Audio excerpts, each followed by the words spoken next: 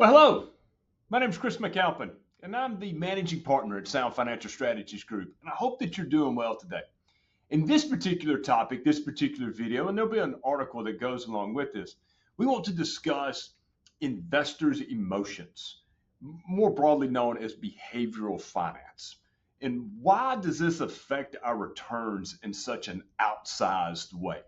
I mean, entire studies and untold amounts of money have been focused on studying how and why we make certain decisions that we make.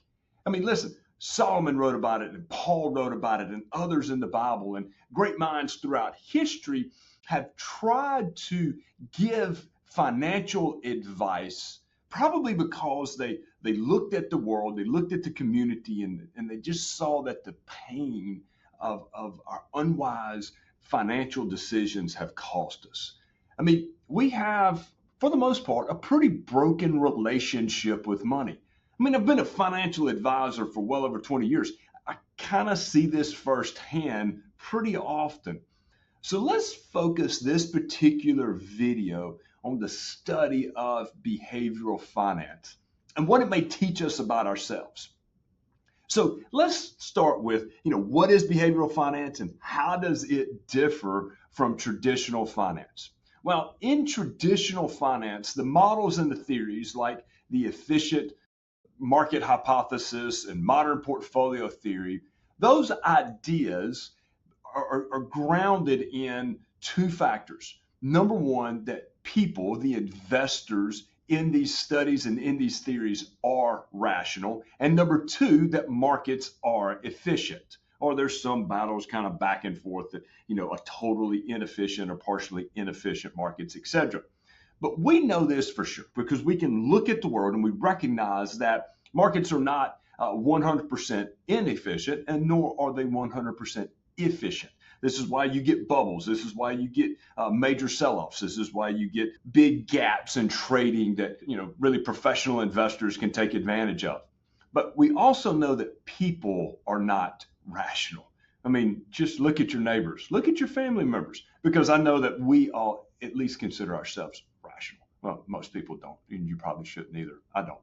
But when we look at and we understand that people often act irrational, we begin to understand why they make mistakes.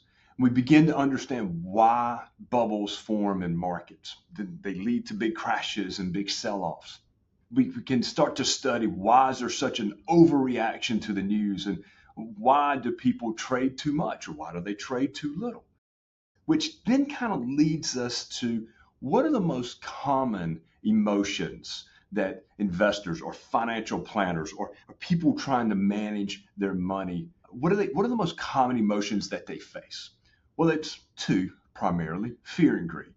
I mean, many articles and books have been written trying to cover this topic and we lay out all these different ranges of emotions. But I can tell you from my 2 decades of experience that predominantly it's fear and it's greed. Fear. Daniel Kahneman and Amos Tversky wrote about fear of loss and the prospect theory in 1979. And they estimated that most people fear loss twice as much as they enjoy gain. Let that sink in.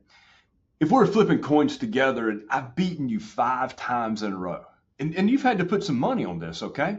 And you've chosen heads every time, what do you feel like your odds of winning are on the 6th toss? Your rational mind tells you that you still have 50-50 chance of winning, but do you actually feel like you have a 50-50 chance of winning? And, do you want to keep tossing with me? I'm winning 5 times in a row. It's just a coin. It's just a quarter. Heads, tails, right? 50-50. But we feel the pain of loss twice as much, typically, as the enjoyment of gains, which also leads us to greed. I consider FOMO, the fear of missing out, as a form of greed. And it drives the other half of our unwise investing decisions. We're all guilty of comparing ourselves to others. This is why the old saying, keeping up with the Joneses actually was developed. And now with social media and everybody kind of bragging about their investment winnings, well, we kind of compare a little too often. And it's this fear of missing out that drives investors to take risks in trades they don't understand, and then they don't manage the risk, which leads to disastrous results. And sometimes it can take decades to unwind. In fact, it can take years of you before you ever determine that you've been doing this.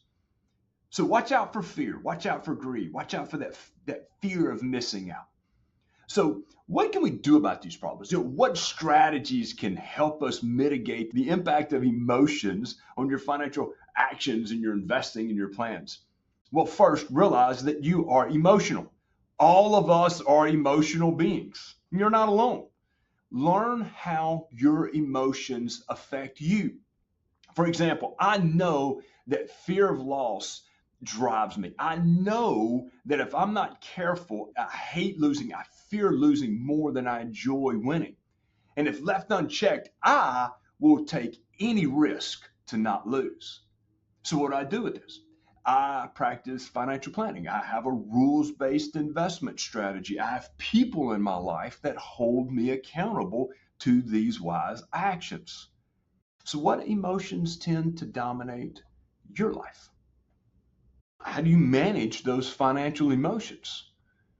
How does understanding behaviors of other people help you in your investment decisions?